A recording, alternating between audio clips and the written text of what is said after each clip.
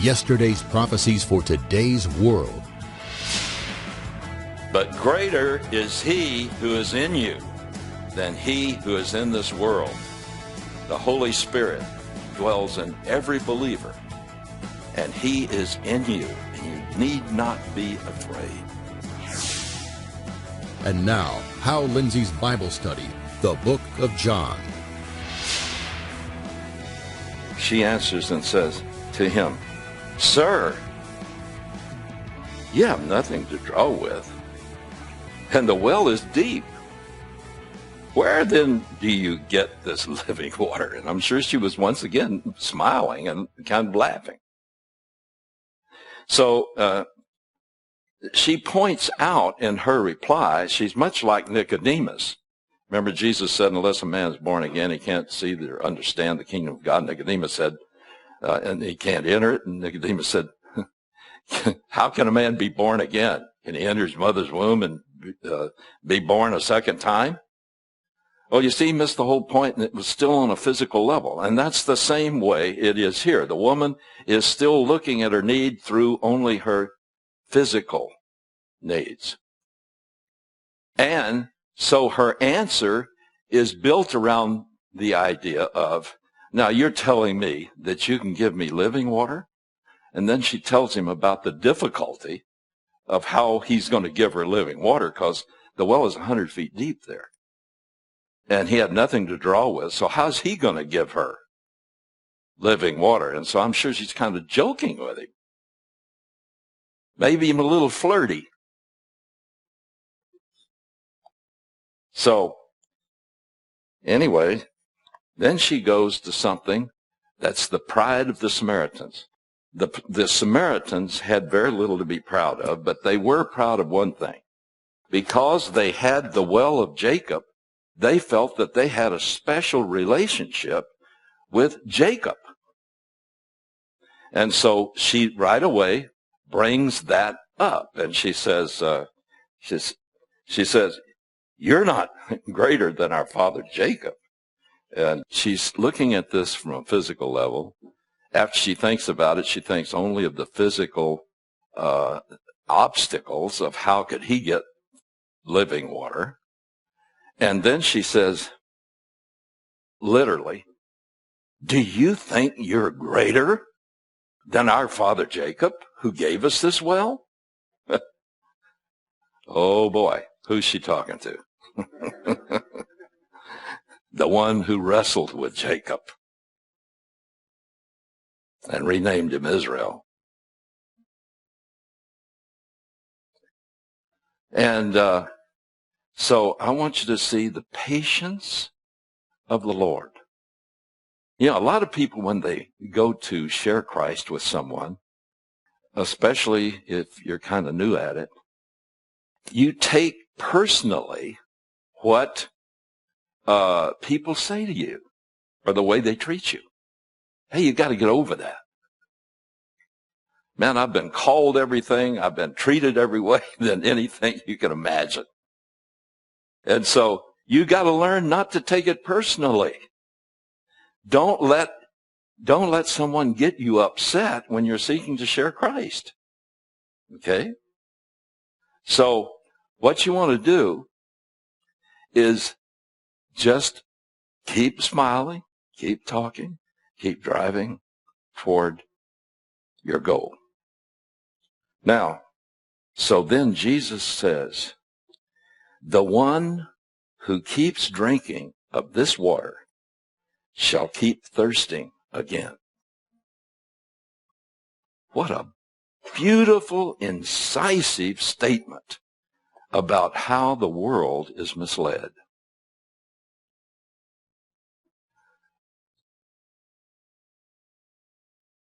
We've all been there. We all get there. The one who keeps drinking of this water shall keep thirsting again.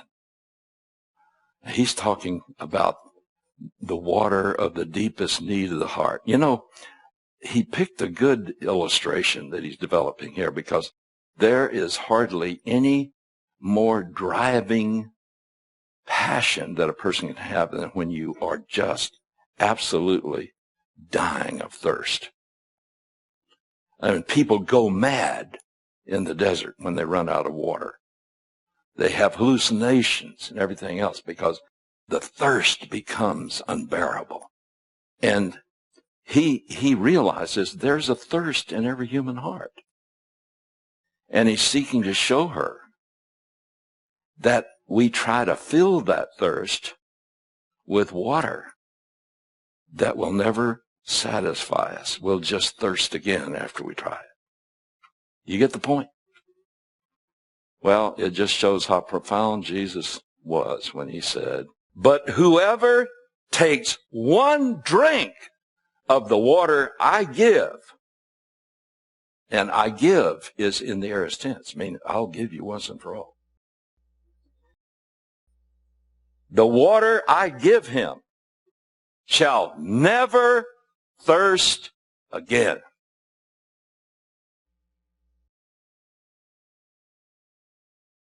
Jesus started with what was on her mind, and now he elevates the concept of water to its highest illustrative power for her real need.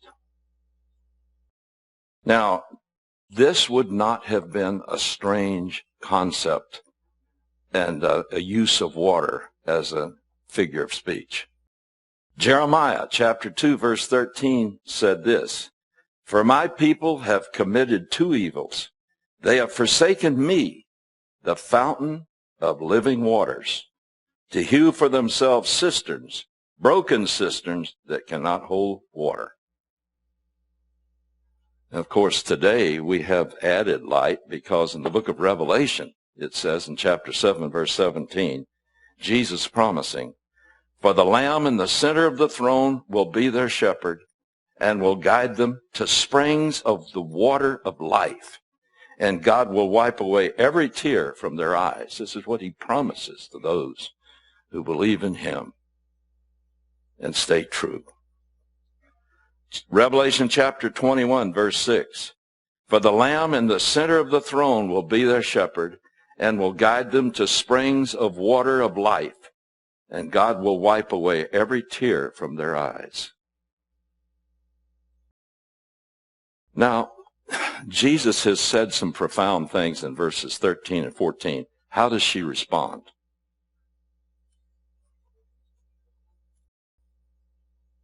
"The woman said to him, 'Sir, give me this water so that I will not be thirsty nor come all the way here to draw.'"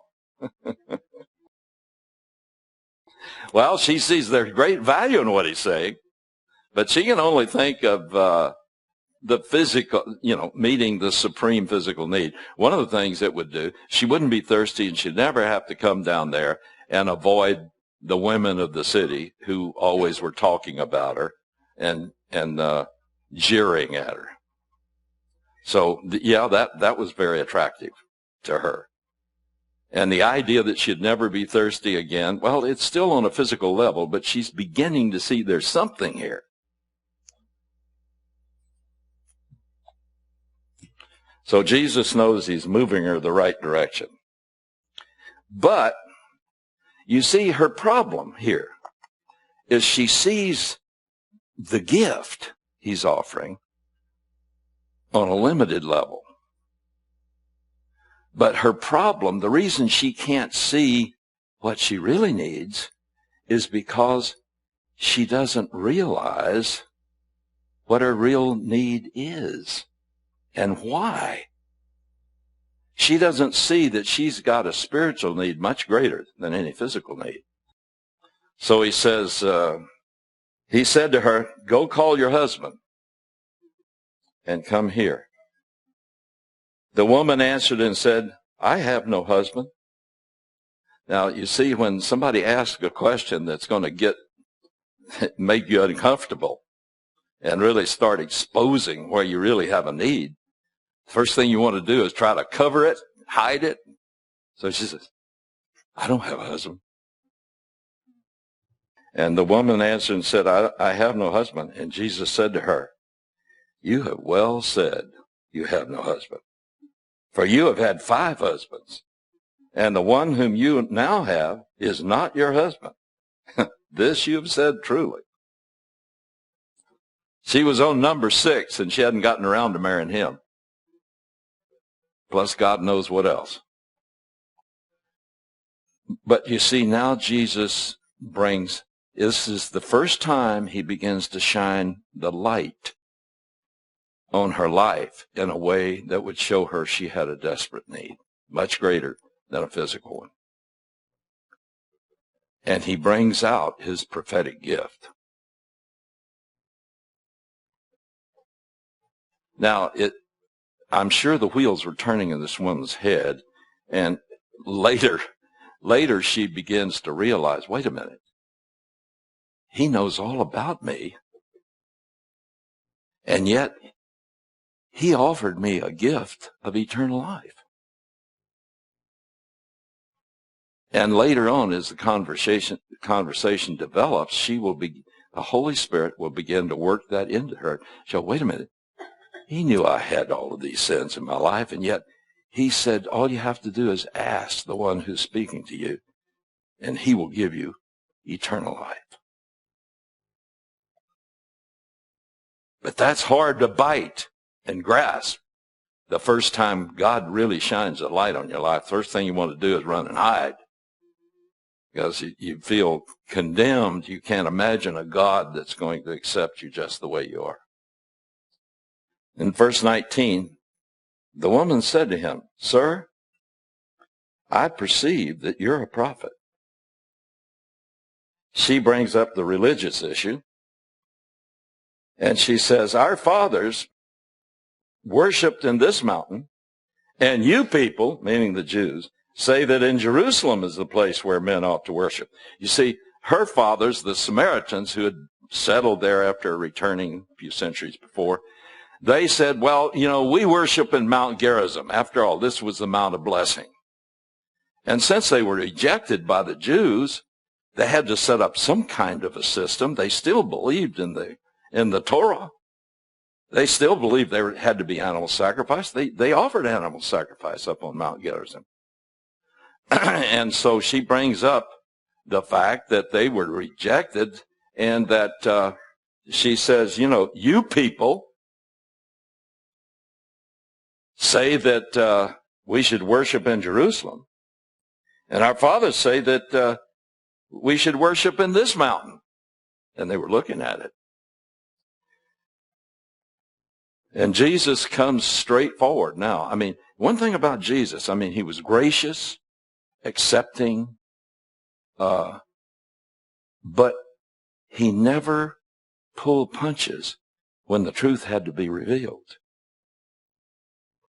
He answers her question perfectly by appealing to the character of God. This is what he said.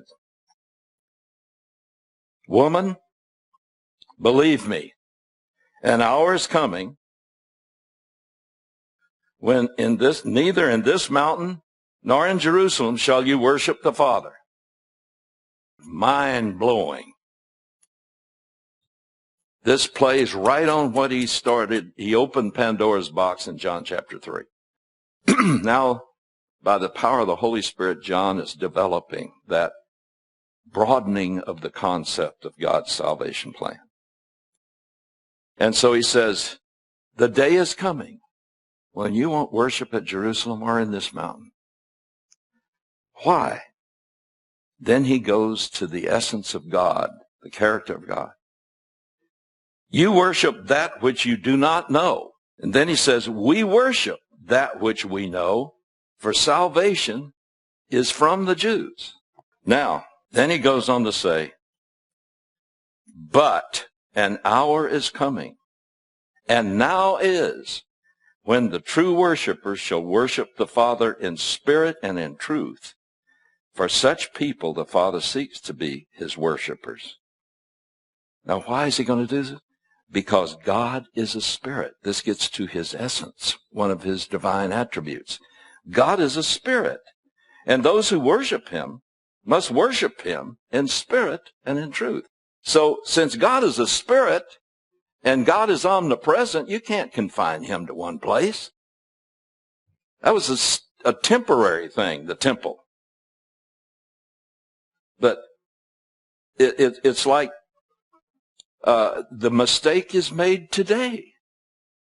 You say the word church, what immediately comes to your mind? Yeah. That isn't the church. It's where it meets. She was looking for the Messiah, and that's why when, people say, well, what about people that have never heard? Well, hey, if anyone, anywhere, no matter what their environment is, what their background is, if they're looking for God, he will bring someone to talk to them. He will.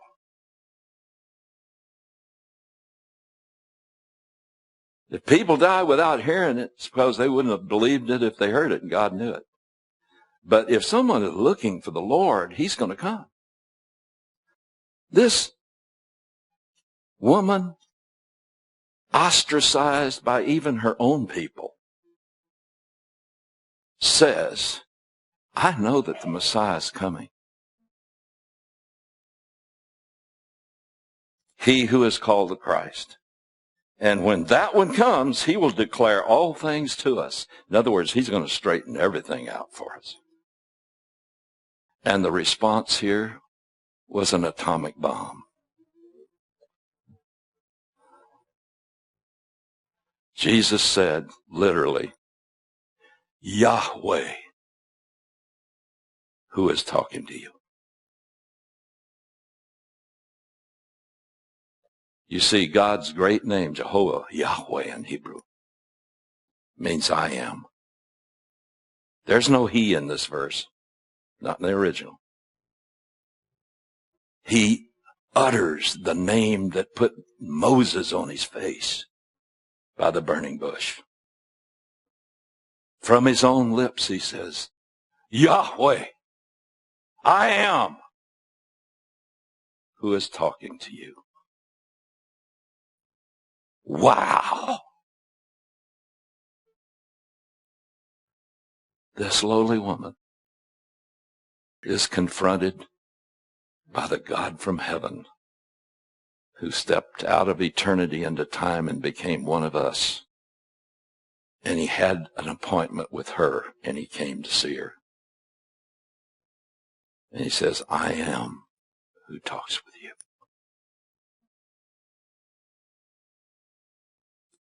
What was her response?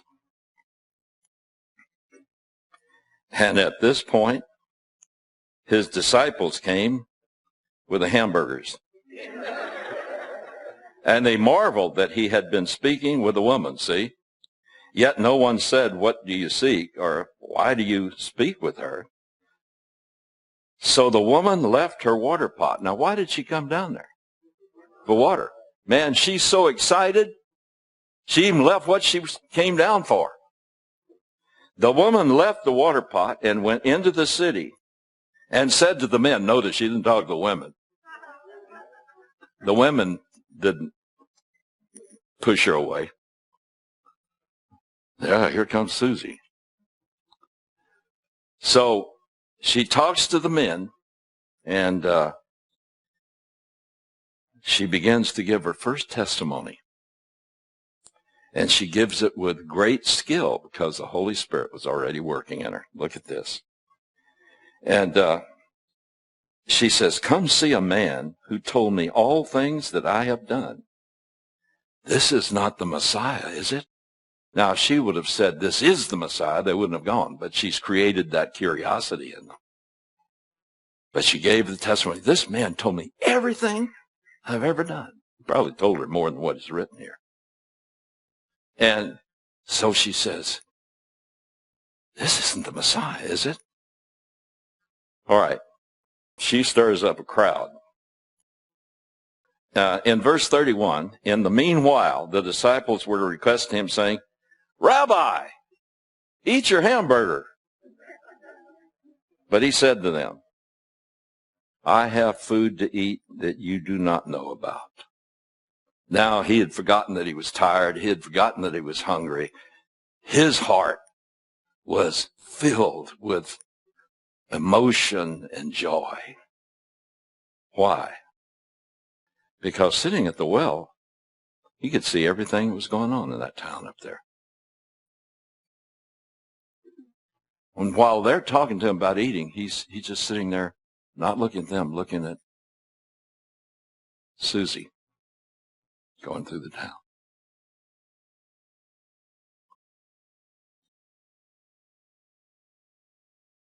The disciples therefore were saying to one another, no one brought him anything to eat, did he?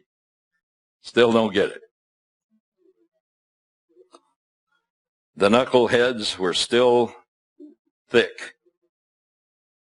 which gives me all kinds of joy and hope, because I know if he could make of them what he did, there's hope for me. Verse 34, Jesus said to them, my food is to do the will of him who sent me and to accomplish his work.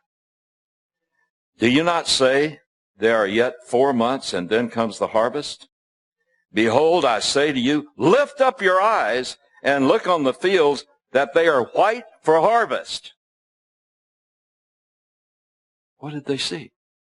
He's still looking up there and he says, lift up your eyes. The fields are white for harvest. What did they see? A whole bunch of men in white robes, white for harvest, coming down the mountain following the woman he talked to. No, it wasn't harvest time for the agriculture, but it was harvest time for the people. And that must have been some awakening for those guys. Where had they just been?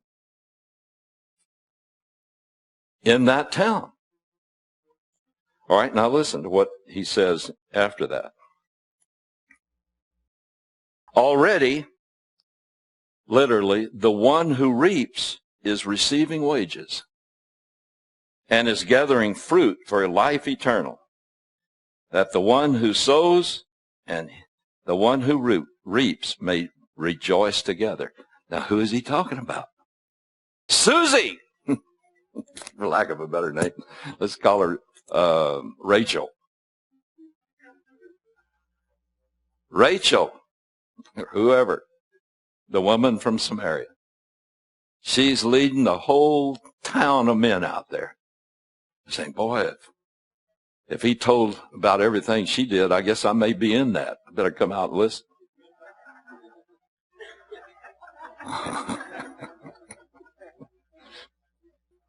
And he says, already she's reaping. She's just believed. And already she's weeping, and she's earning wages for eternal life. For in this case, and who was the one who sowed? Jesus. He just sowed to her. She went up and started reaping. For in this case, the saying is true. One sows and another reaps. He wasn't ashamed to take her on as his partner. From that city, many of the Samaritans believed in him because of the word of the woman who testified, he told me all the things I've ever done. So when the Samaritans came to him, they were asking him to stay with them, and he stayed there 2 days. There's a great significance to that word. He stayed with the Gentiles 2 days. In the Minor Prophets, there's another statement where it says, I will go away and hide my face, and after 2 days, I'll come back. You know, I really believe that symbolically the 2 here stands for 2,000 years. And when we get the right calendar, and we don't know it, thank God, but if we have the right calendar of when things were going on there, and when Jesus comes back for his own, I believe it will be 2,000 years.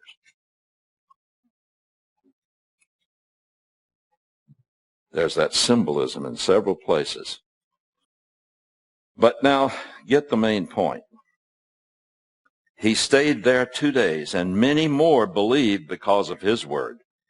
And they were saying to the woman, it is no longer because of what you said that we believe, for we have heard for ourselves and know that this one is indeed the Savior of the world. No Israelite knew that. These despised Samaritans knew it. They were open. They believed. And they learned things that would take, you know that in the church, you look at the book of Acts, years after the resurrection and the day of Pentecost where the church began and all of that, years later, in Acts chapter 15 where they have the first church council, they were still arguing about whether Gentiles could be saved. Thick-headed. And the apostles were there arguing about it. Some of them still hadn't gotten it straight. But these already knew something that would take years and years and years for the believers later on to believing Jews to get it straight. This one indeed is the Savior of the world.